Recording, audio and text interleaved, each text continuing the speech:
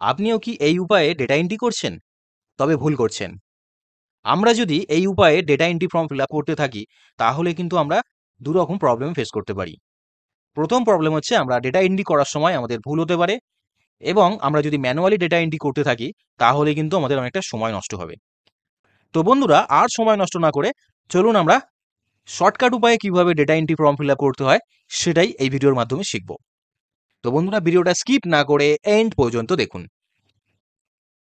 প্রথমেই আমরা এটাকে ডিলিট করে দেবো। এবার আমরা এই যে আমাদের হেডারটা আছে, এই হেডারগুলো আমরা পুরো সিলেক্ট করব। সিলেক্ট করার পরে আমরা কিবোর্ড থেকে প্রেস করব অল্ট ডি ও। অল্ট ডি ও প্রেস করার পরে আমাদের এখানে ওকে করতে হবে। ওকে করলে আমাদের এখানে দেখুন ডেটা এন্ট্রি ফর্ম চলে এসছে। এবার আমরা এখানে ডেটা এন্ট্রি করতে পারি। তো চলুন আমরা ডেটা এন্ট্রি করি। 1 বাপি সর্দার, রোল নাম্বার 01, কোর্স হচ্ছে ট্যালি, কন্ট্যাক্ট নাম্বার 12345678 যা কিছু হবে। এবার আমরা কি করব? আমরা এবারে এই নিউ অপশানে ক্লিক করব।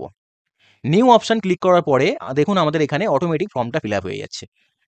দেখুন আমরা যদি এবারে প্রেস করি সিরিয়াল নাম্বার 2, বিমল জানা,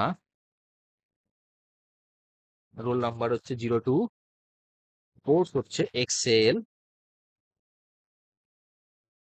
কন্ট্যাক্ট নাম্বার যাই হোক কিছু একটা আছে। এবার আমরা যখনই এবার নিউতে ক্লিক করব, দেখুন অটোমেটিক ফর্মটা ফিল আপ হয়ে যাচ্ছে। তো বন্ধুরা, এবার থেকে যখনই আমরা ডেটা এন্ট্রির কোনো ফর্ম ফিল আপ করবো, আমরা যদি এই শর্টকাট ট্রিক্সটা অ্যাপ্লাই করি, তাহলে কিন্তু আমাদের অনেকটা ভুলও কম হবে আর টাইমটাও কিন্তু অনেকটা সেভ হবে।